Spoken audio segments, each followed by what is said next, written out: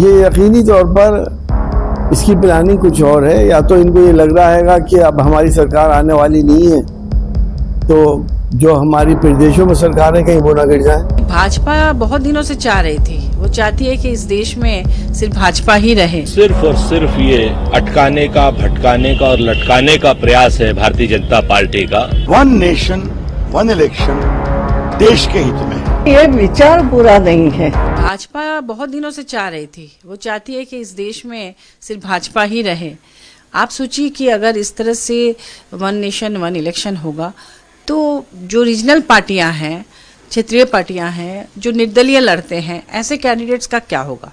क्योंकि agenda set होता है, लोकसभा का अलग रहता है, विधानसभा का अलग रहता है। हर राज्य में, जैसे झारखंड में स्थानीय मुद्दे अलग हैं, जो कि विधानसभा में उसके आधार पे जनता वोट करती है, कैंडिडेट को देखकर करती है। और लोकसभा में बस वहाँ पर दिल्ली में जो बैठे हैं बस उनको देखकर दे देते हैं। कई बार धार्मिक मुद्दा, धार्मिक उन्माद ला के चुनाव करा दिया जाता है।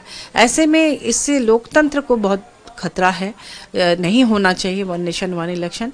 ये तो एक बात हुई। दूसरी बात ये कि अगर कोई सरकार भंग हो जाए, राज्य में हो चाहे केंद्र में ही भंग हो जाए, तो फिर आप क्या करेंगे? तो ऐसी अराजकता की स्थिति पैदा हो जाएगी। कई जगह राष्ट्रपति शासन लागू करना पड़ेगा। जो गठबंधन की सरकारें हैं उनमें हमेशा तोड़ फोड़ और इसकी कोशिश होती रहेगी कि भाई वो टूट जाए, एक हट जाए, सरकार गिर जाए और राष्ट्रपति शासन लागू कर दें। तो ऐसे बहुत तरह के प्रॉब्लम्स आएंगे। और जो लोग पहले से, मान लीजिए कहीं अभी जिस समय चुनाव होगा, अगर किसी विधानसभा में उससे एक साल या 2 साल पहले चुनाव है, तो 3 साल का कार्यकाल कैसे आप उसको एडजस्ट करेंगे? जनता जिनको चुन के भेजी है 5 साल के लिए, तो फिर आपको संविधान में भी संशोधन करना पड़ेगा। 2 साल का कार्यकाल होकर फिर सरकार भंग हो जाएगी। तो इस तरह से नहीं करना चाहिए, इससे नुकसान है। और दूसरी बात कि अभी तो कैबिनेट से पारित कराया है, लेकिन मुझे नहीं लगता कि शीतकालीन सत्र में जब वो प्रयास करेंगे राज्यसभा और लोकसभा से करने का, ये संभव नहीं होगा। ऐतिहासिक निर्णय किया है। माननीय पूर्व राष्ट्रपति की अनुशंसा पर जो रिपोर्ट आई थी उसको एक्सेप्ट किया है। वन नेशन वन इलेक्शन देश के हित में है, वोटर्स के हित में है। खर्चा कम होगा, वोटर्स को सहूलियत होगी। अब आप देखिए, अभी चुनाव हो रहा है कश्मीर में और हरियाणा में। 2 महीने में चुनाव होगा महाराष्ट्र में, झारखंड में। फरवरी में दिल्ली का चुनाव है, फिर आगे बिहार का चुनाव है, फिर बाकी चुनाव होगा, फिर यूपी का चुनाव होगा। इससे काम सफर करता है, खर्चा बहुत बचता है। 5 साल बिता दिया, काम करिए देश के लिए। तो काफी चर्चा करने के बाद निर्णय हुआ है। मैं उम्मीद करता हूं बाकी पार्टियां इसका समर्थन करेंगी और ये 2029 से लागू करने का प्रस्ताव है। लेकिन सर, अपोजिशन इसका अपोज कर रही है, कह रही है कि एक राष्ट्रीय अध्यक्षों की बैठक तो कम से कम बुलाते हैं। अब वो तो आगे होगा ना, वो तो हर काम का अपोज करते हैं। जब एक बार तय हुआ है, संसद में आएगा, बिल के रूप में आएगा, चर्चा होगी। और प्रधानमंत्री ने कितनी बार रिक्वेस्ट किया है, देश हित के मामले में इस पर उनको विचार करना चाहिए। सिर्फ और सिर्फ ये अटकाने का, भटकाने का और लटकाने का प्रयास है भारतीय जनता पार्टी का। वन नेशन वन इलेक्शन किसी भी सूरत में अभी व्यवहारिक नहीं है। और जो भी इन्होंने रिपोर्ट्स दी हैं वो बिल्कुल व्यवहारिकता से परे हैं। कांग्रेस पार्टी इन सारी रिपोर्ट्स को खारिज करती है और ये मानती है कि ये सिर्फ भारतीय जनता पार्टी का भटकाने का शिगुफा है। ये बहुत सालों से विचार चल रहा है कि होना चाहिए।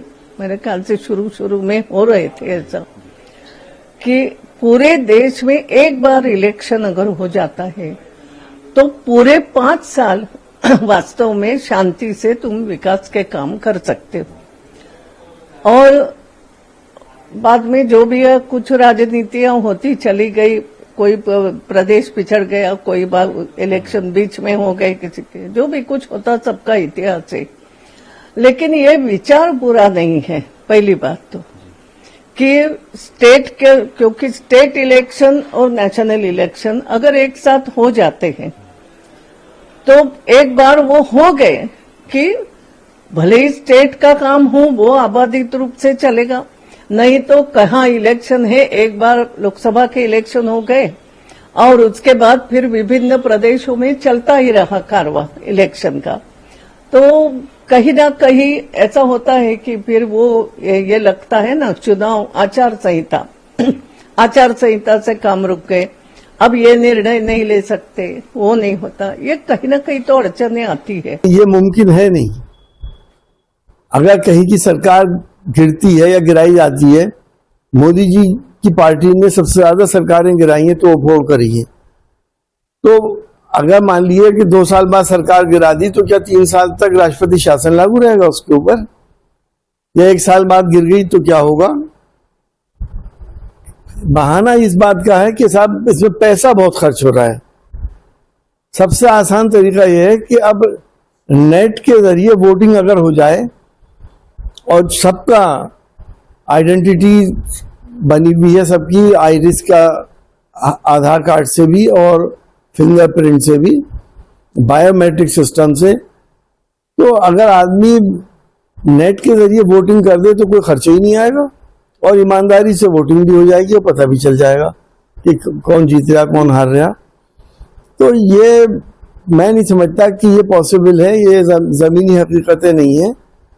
ये यकीनी तौर पर इसकी प्लानिंग कुछ और है। या तो इनको ये लग रहा है कि अब हमारी सरकार आने वाली नहीं है तो जो हमारी प्रदेशों में सरकारें कहीं वो ना गिर जाएं। तो मैं नहीं समझता हूं कि ये प्रैक्टिकली मुमकिन है।